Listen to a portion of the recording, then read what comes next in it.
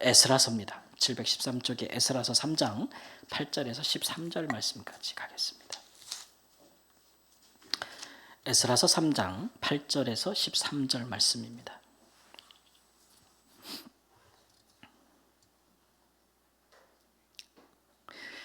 8절 말씀. 예루살렘에 있는 하나님의 성전에 이른 지 2년 둘째 달에 스알디엘의 아들 스룹바벨과 요사닥의 아들 예수아와 다른 형제 제사장들과 레위 사람들과 무려 사로잡혔다가 예루살렘에 돌아온 자들이 공사를 시작하고 20세 이상의 레위 사람들을 세워 여호와의 성전 공사를 감독하게 하매 이에 예수아와 그의 아들들과 그의 형제들과 감미엘과 그의 아들들과 유다 자손과 헤나닷 자손과 그의 형제 레위 사람들이 일제히 일어나 하나님의 성전 일꾼들을 감독하니라. 건축자가 여호와의 성전에 기초를 놓을 때에 제사장들은 예복을 입고 나팔을 들고 아삽 자손 레위 사람들은 재금을 들고 서서 이스라엘 왕 다윗의 규례대로 여호와를 찬송하되 화답하며 여호와께 감사해 이르되 주는 지극히 선하심으로 그의 인자하심이 이스라엘에게 영원하시도다 하니 모든 백성이 여호와의 성전 기초가 놓임을 보고 여호와를 찬송하며 큰 소리로 즐거이 부르며 제사장들과 레위 사람들과 나이 많은 족장들은 저 성전을 보았으므로 이제 이 성전의 기초가 놓임을 보고 대성통곡하였으나 여러 사람은 기쁨으로 크게 함성을 지르니 백성이 크게 외치는 소리가 멀리 들리므로 즐거이 부리는 소리와 통곡하는 소리를 백성들이 분간하지 못하였더라. 아멘. 그동안 우리는 이제 북이스라엘과 또 남유다의 역사를 통해서 중요한 시기에 기도하는 사건들을 통해서 기도하는 자는 어떤 마음을 갖고 기도해야 할 것이며 또 기도에 응답을 하시는 하나님이 어떤 분인지를 알아야 된다는 관점에서 계속해서 함께 말씀을 붙잡고 기도해 왔습니다. 그리고 이제 남유다까지 망하는 상황에 그러나 하나님께서 좋은 왕들을 선한 왕들을 보내주셔서 그만큼 그들이 기도하는 만큼 그들의 당할 심판이 이제 연기됐다라는 지연됐다는 것을 알고 있습니다. 우리 하나님은 참 그래서 긍휼이 많으시도다 이렇게 이제 일컬음을 받기에 합당하신 분이죠. 그러나 궁극적으로 오랜 세월 동안 이스라엘이 하나님께 범죄한 것과 또 우상을 섬긴 것과 하나님의 말씀 버린 것이 결국은 해결되지 못하고 결국 두 나라가 다 망하는 지경에 이르렀는데 이것은 갑자기 된 것이 아니고 하나님께서 모세 때부터 그들에게 서로 율법의 책을 두고 서로 맹세하신 바 이런 내용에 따라서 그들이 하나님 버리고 우상 섬기고 하나님 말씀을 버리면 내가 너희들에게 준 땅이라 할지라도 거기서 너희를 쫓아낼 것이라고 하신 그 말씀대로 된 것이다 이렇게 했습니다. 그러나 이제 이스라엘 백성들이 가나안 땅 들어오기 전에도 하나님의 백성이었던 것처럼 가나안 땅에서 쫓겨난 이후에도 그들은 역시 하나님의 백성이라는 것에는 변함이 없습니다. 이런 일에도 조차도 하나님께서는 그의 백성들을 거룩하게 하시고 다시 세우려 하시는 이유로 사용하실 뿐이지 그렇게 크게 중요하지는 않습니다. 그래서 우리는 이스라엘이 망할 때는 별로 기도하는 모습을 찾아볼 수가 없어요, 성경에. 그래서 많이 건너뛴 거예요. 많이 건너뛰고 이제 에스라서 다시 역사서 이룬 것은 이스라엘 백성들이 망하고 노예로 끌려갔다가 70년 만에 다시 본국으로 돌아왔을 때에 돌아온 공동체 이야기부터 다시 시작합니다. 우리가 이 공동체를 포로 후 공동체라고 하고 대부분 포로 후에 돌아온 백성들은 다 유다 백성들이었고 그들 중에서도 특별히 이제 레위 자손들, 특별히 성전에서 전에 봉사하던 사람들 위주로 그렇게 돌아왔습니다. 그러니까 1차 귀환이죠. 왜냐하면 3차에 걸쳐서 거의 120년 동안 돌아오게 돼요. 1차, 2차, 3차. 그러니까 1차로 돌아온 사람들의 사명은 와서 성전을 건축하는 일이었습니다. 네, 성전을 건축하는 일. 근데 이게 그렇게 이제 쉬워 보이진 않아요. 왜냐하면 첫 번째 성전이 지어질 때는 다윗이라는 위대한 왕이 왕권과 나라의 모든 국고를 사용해서 성전을 지었고 솔로몬이 또 막 각 지파와 족장들의 귀한 헌물을 가지고 성전을 지었기 때문에 그 성전의 규모와는 비교할 수도 없는 온 나라가 국력을 집중해서 지은 성전이기 때문에 이방 나라들도 탐내는 심지어 쳐들어와서 그 성전 위에 입힌 금까지 다 긁어갔다 그랬잖아요. 그럴 정도로 대단하고 그 성전을 둘러싼 챔버, 방들도 엄청 많아서 거기에는 온갖 보물들과 귀한 것들, 하나님께 드려진 것들이 다 보관돼 있었기 때문에 그래 그야말로 솔로몬 성전 자체가 이스라엘의 부귀와 영화를 상징하는 것이라고 보아도 정말 과언이 아닐 것이었어요. 그런데 이렇게 포로 위에 돌아온 사람들이 지은 성전은 그것에 비해서 초라하기 그지 없었습니다. 근데 그마저도 사실은 짓기가 참 어려웠다는 것을 알 수가 있지요. 포로 위에 후에 돌아왔으니 뭐 얼마나 무엇을 가지고 돌아왔겠습니까?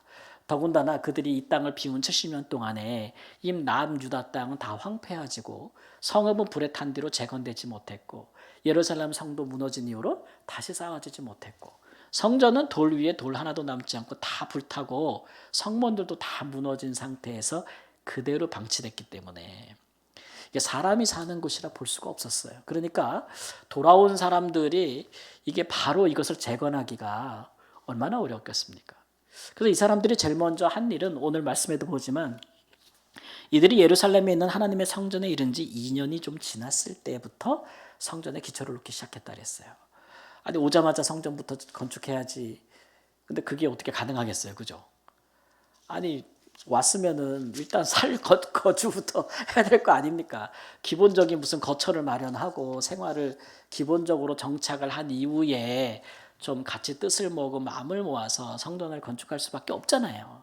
그래서 그런 기간이 2년이 좀 넘게 걸렸다 이런 겁니다. 여러분 어디 가서 여러분 새로운 곳에 가서 새로 터를 잡고 이렇게 살면은 어느 정도 지나면 내가 이제 여기서 좀 살겠다, 좀 안정된 것 같다 이런 생각 가지겠어요. 예, 뭐 보통 타문화권으로 가면은 한 3년 정도 잡거든요. 타문화권으로 가면. 타문화권이라는 얘기는 이제 다른 나라, 다른 언어권으로 가면 3년 정도 지나면 정착이 끝났다. 그러니까 대부분 거기 정착을 못하는 사람들은 3년 이내 다시 다 돌아가는 거죠. 예, 근데 이제 동일 문화권에서는 좀 차이가 있을 수 있잖아요. 그러니까 어쨌든 2년 지난 후에 그들이 성전의 기초를 놓기 시작하는데 그 기초가 이제 솔로몬 성전보다도 훨씬 규모도 작았고 재료도 솔로몬 성전 때는 온갖 좋은 백향목으로 그리고 어디서 떠온 돌, 심지어 그 성전 짓는 곳에서는 돌 톱으로 켜는 소리도 나지 않았어, 그죠? 다 재단해서 먼 곳에서 다 재단해가지고 옮겨와서 그대로 끼워넣기만 했기 때문에 그렇게 웅장했는데 지금 모습은 너무 어디 뒤에 가서 산에 가서 나무 베어가지고 이렇게 하는 거니까 초라했다 이런 얘기. 그래서 이름하여 스룹바벨 성전이라고 하는데 그 성전을 보면서 이제 포로 후에 돌아온 백성들은 그나마 자기들이 성전의 기초만 놓은 것을 인하여서도 기뻐했지만 아주 어릴 때에 70년 전에 아주 어릴 때에 그 솔로몬 성전을 봤던 기억이 있는 노인들은 나이가 많이 들어서 다시 돌아왔는데 지금 지어지는 성전의 기초를 보고 하도 기가 막혀서 이제 통곡하며 울었다 이런 얘기입니다. 그러니까 우리가 어찌하여 이렇게 되었을까 하는 마음으로 통곡해서 울었다라는 것이 이제 오늘의 기사가 되겠습니다. 그러니까 이런 마당에 성전의 기초를 놓는 사람들의 마음의 심정은 어땠을 것이며 또 얼마나 간절하고 또 얼마나 오랫동안 기다려왔던 순간인가. 그래서 적지 않은 실망감을 느낀 사람도 있었겠지만 그러나 큰 기대를 가지고 이렇게 출발하는 그런 새로운 세대들도 여기에 있었을 것이다 이런 생각이 듭니다. 그렇게 돌아와서 2년 만에 성전 기초를 놨는데 그러면 성전 완공까지 금방 갔을까요? 성경의 기록을 보면 그렇지 않아요. 그리고 나서 15년 동안 중단됐습니다. 15년 동안 중단된 첫 번째 직접적인 원인은 그 땅 주위에 살았던 민족들이 성전이 재건되는 걸 원하지 않았습니다.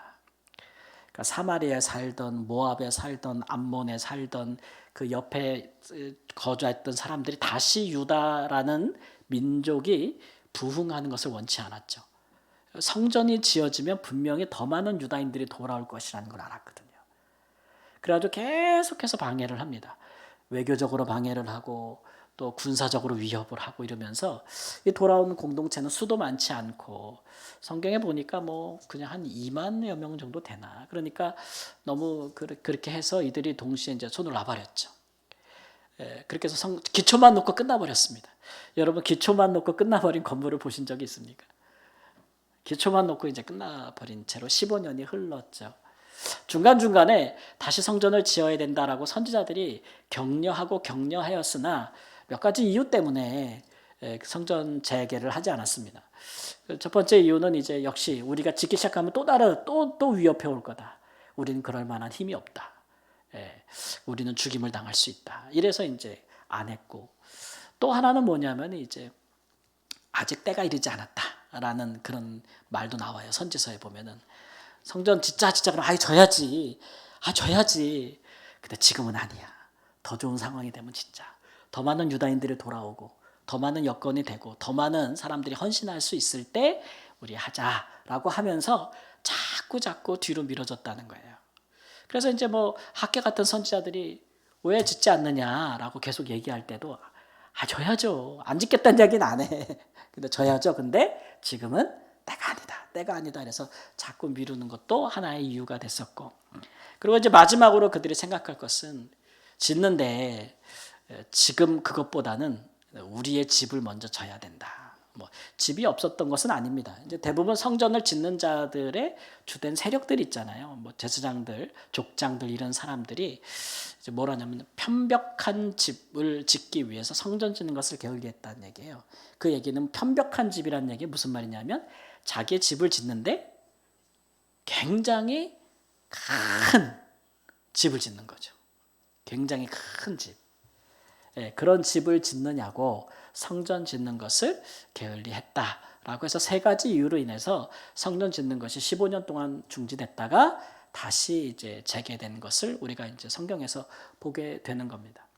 이런 간단한 역사만 보아도 이렇게 함께 모여서 막 기도하고 예배하고 찬양하면서 다윗 시대 때 사라졌던 성가대가 다시 서고 다시 제사장들이 축복하면서 막 기도로 막 시작을 했는데 시작만 할 뿐 이루어지지 않았다는 거잖아요.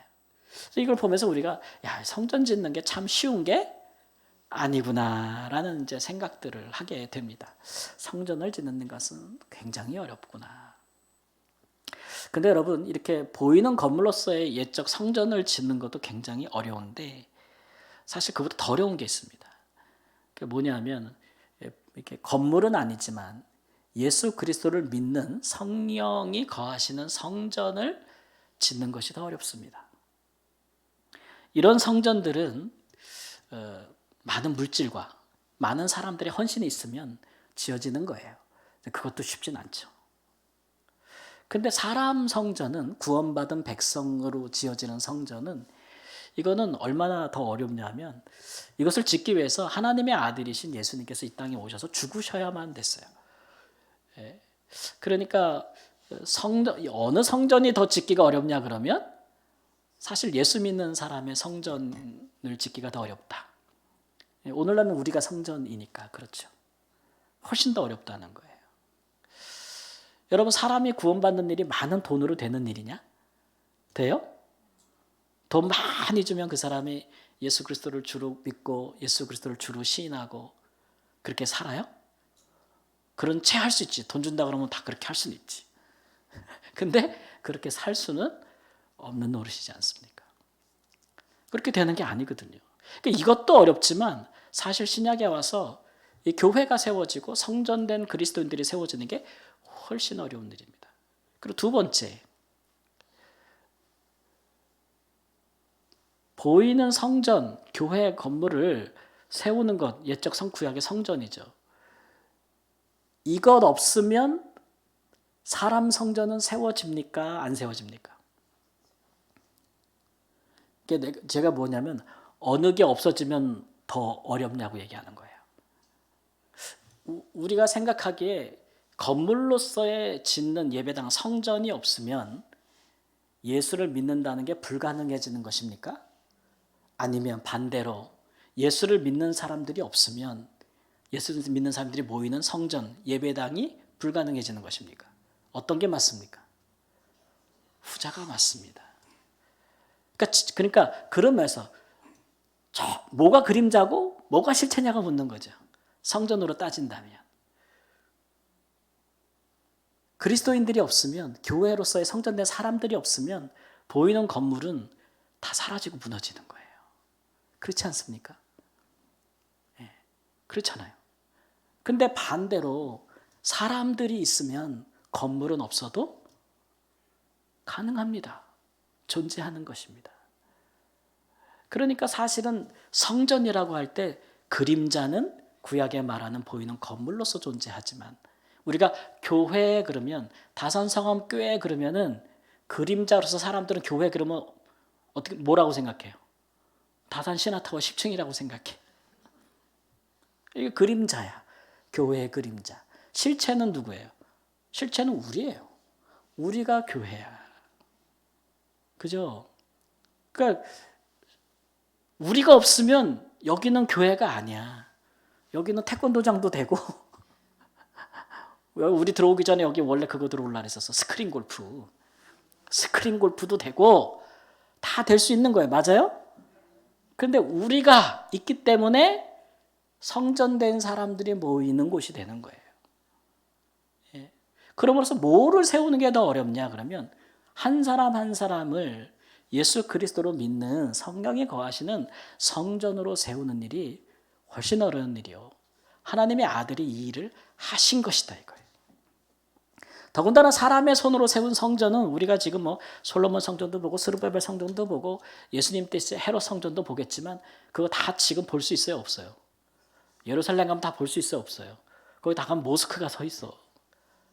볼 수가 없잖아요. 그런 성전은 다 무너지는 것들이요. 영원하지 않지만 예수 그리스도를 믿는 성전된 사람들은 영원하다는 것이죠.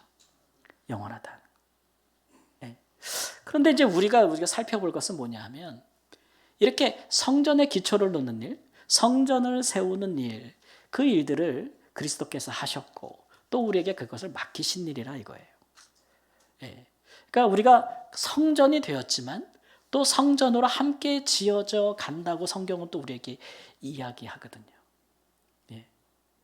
그래서 우리는 예수 그리스도의 성전을 세우는 일에 구약의 백성들처럼 열심을 내야 합니다. 구약의 백성들은 건물을 세우는 일에 열심히 냈고 우리는 사람을 세우는데 열심을 내야 돼요.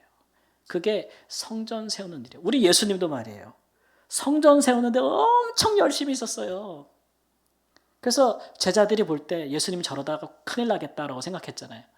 성전을 사모하는 열심이 너를 삼키리라 하신 말씀을 기억했다 그랬잖아요.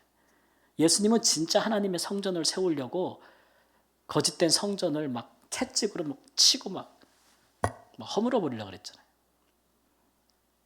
그러지 않으셨습니까? 정말 진짜 성전을 세우려고. 그래서 우리는 예수님의 십자가 부활로 세워진 정말 성전이에요.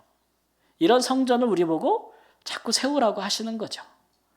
예, 그것이 우리에게 부탁하신 일이라는 거예요. 그러므로 오늘날에도 우리는 성전을 세워가는 사람들이에요. 예, 이거를 뭐 다른 말로 하면 복음을 전하는 일이요, 다른 말로 하면 선교하는 일이요, 다른 말로 하면 영혼을 구원하는 일이요. 그게 다 일인데 문제는 이것은 이런 건물을 세우는 것과 방법이 달라서 복음과 사랑이 아니고는 이런 성전이 세워질 리가 없다는 거죠. 근데 이런 성전을 세울 때도 같은 도전이 우리에게 있다는 겁니다.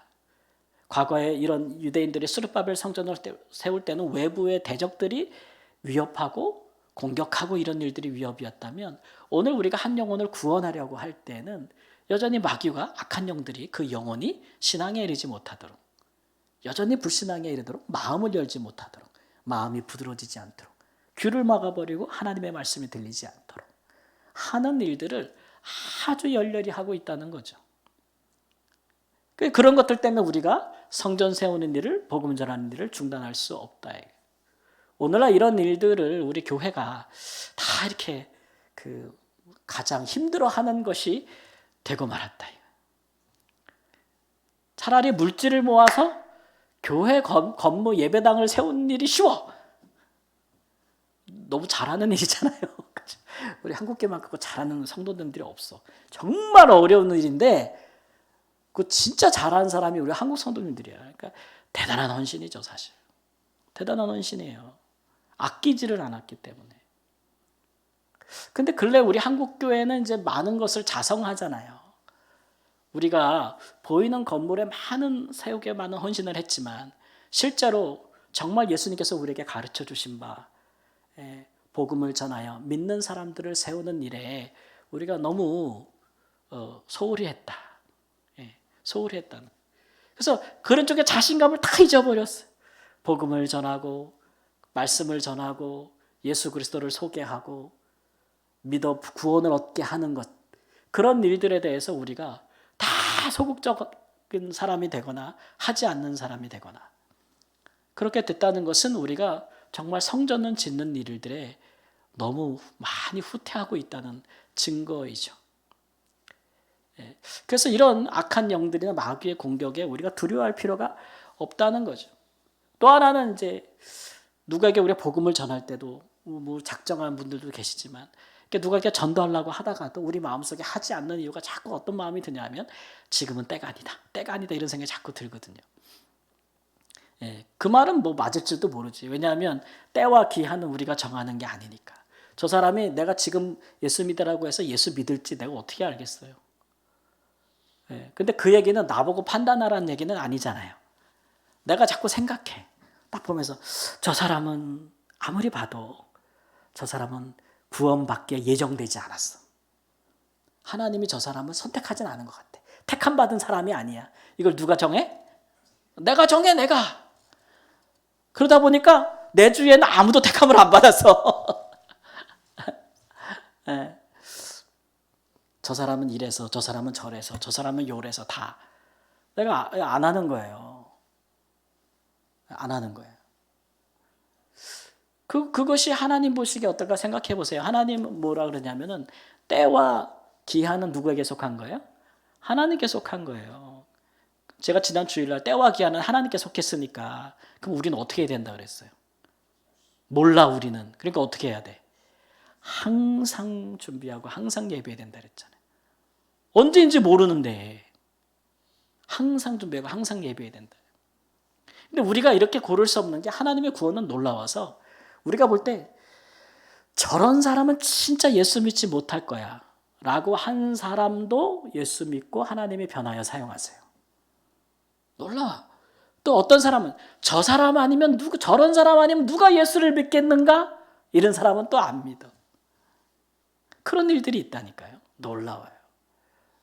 네? 지난주에 우리 장로님께 한 분이 이러신 얘기하더라고요. 와, 진짜 이 사람이 나를 도와줄 거야.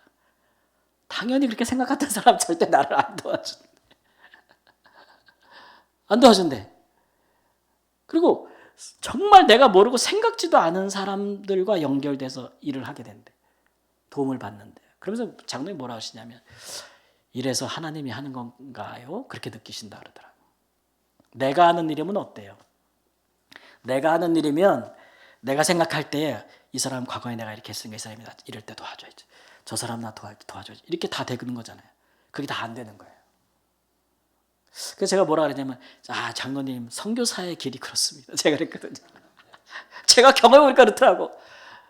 제가 선교 나가면서 이 교회 목사님 나 진짜 후원해 줄 거야. 내가 그 교회에서 몇 년을 사역했는데 저 권사님은 그때 나랑 얼마나 진하게 진짜 주 안에서 교제했는데 내가 아프리카 나가는데 후원해 주실 거야.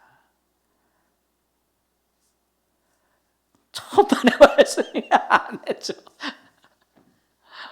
환하게 웃으시고 아유 성교사님 기도할게요. 그리고 끝이야. 근데 희한하게 전혀 저랑 교제가 없었고 몰랐던 분들이 후원을 해요. 이상하다. 그래서 처음에는 굉장히 실망을 해. 너무 낭망을 해. 너무 그 마음이 절망스러워. 근데 나중에는 그게 소망이 되더라고. 그래서 선교는 하나님이 하시는구나. 그런 경험들을 하게 되는 거거든요. 여러분 성전을 세우는 일, 복음을 전하는 일 똑같습니다. 누구 영혼을 놓고 막 기도하고 그 영혼을 위해서 내가 막 노력하는데 안 돼요.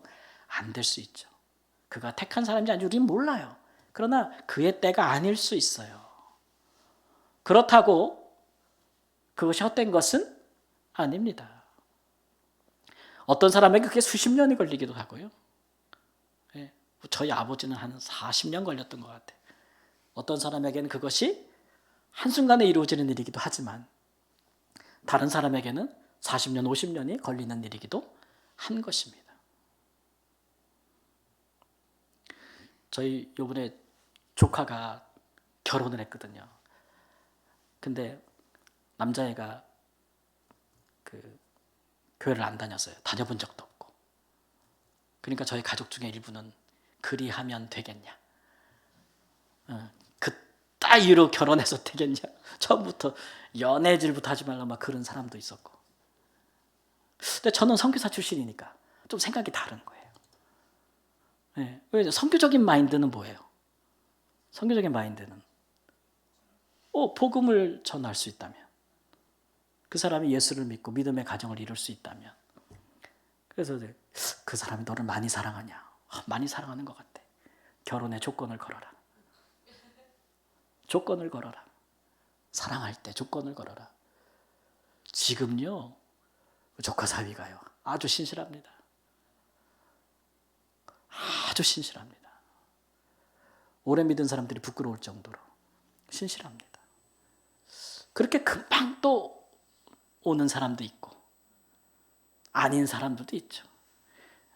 평생을 걸려도 힘든 사람들이 있습니다. 그 누가 알겠습니까? 모릅니다. 그렇다고 때가 지금 아니라고 우리가 판단해서 안 해서야 되겠습니까? 그건 하나님께 속한 일입니다. 마음을 주장하시는 일은 하나님이 하시는 일이기 때문에 그렇습니다. 그러나 하는 것은 우리의 몫이지 않습니까? 그게 성전의 기초를 놓는 일입니다. 편벽한 집을 세우느냐고 성전을 기초를 못 놓는 성전을 짓지 말자고 하는 사람들도 있었어요. 그것은 뭐냐면 우리가 이제 뭐 흔히 이런 거죠. 우리가 뭔가 전도도 하고 선교도 하려고 뭐 이렇게 하려면 우리부터 먼저 정말 큰 복을 받아야, 우리부터 부유해지고 우리부터 강성해져야 그런 일도 가능하지 않겠는가, 이렇게 이제 생각하는 논리입니다. 그 일부분 뭐 사람들에게 꽤 설득하기 좋죠. 우리도 스스로 그렇게 생각할 때 맞습니다. 근데 우리가 뭐 복음 전하려고 생각하면은 일단 내가 세상적으로 볼 때 저 사람 보기에 내가 꿀린다 그러면 일단은 나는 저 사람한테는 복음 안 전해.